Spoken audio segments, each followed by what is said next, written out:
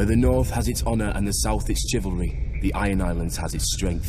We call ourselves the Ironborn, and we are warriors feared throughout the Seven Kingdoms. Or so we used to be. Unlike their mainland cousins, the first men of the Iron Islands never bowed to the old gods.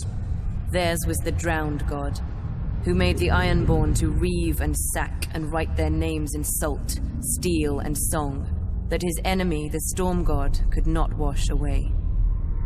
We raised our kings from our own ranks, and used beaten foes as thralls to work our mines and farm our land. Or as salt wives, if a woman was pretty enough. Such was the old way, and while we followed it, we held sway wherever the waves were heard. When Aegon came demanding fealty, King Harren the Black ruled as far east as the Trident. Other kings like the Starks could kneel, but Harren was Ironborn, and the Ironborn must be beaten. In Harrenhal, he had the mightiest castle in Westeros, and the army to defend it. But Aegon did not intend a siege. He mounted his dragon and roasted Harren and all his sons in their tower, and the Old Way with them. Because of Harren's defiance, Aegon pushed the Ironborn back to our islands and gave the Riverlands to the Tullys. But he did allow the Ironborn to choose who would lead them. House Greyjoy had always been one of the greatest houses of the Iron Islands. We trace our descent from the Age of Heroes and the legendary Grey King, who took a mermaid to wife and made war upon the Storm God for 1,000 years.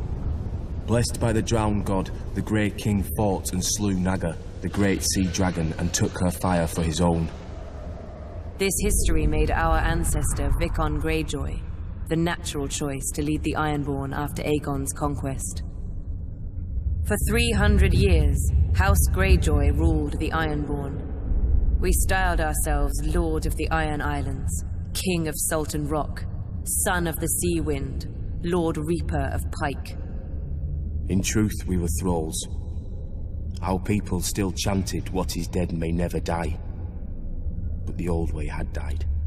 Until the Targaryens followed their dragons into the grave, and our Lord Father, Balon Greyjoy, rose against the new king, Robert Baratheon.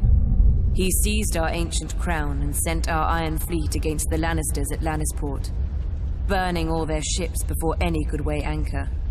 Though Robert and Eddard Stark would later defeat him, they understood us no better than Aegon. The Greyjoy sigil is the Kraken. What it grasped once, it will never surrender.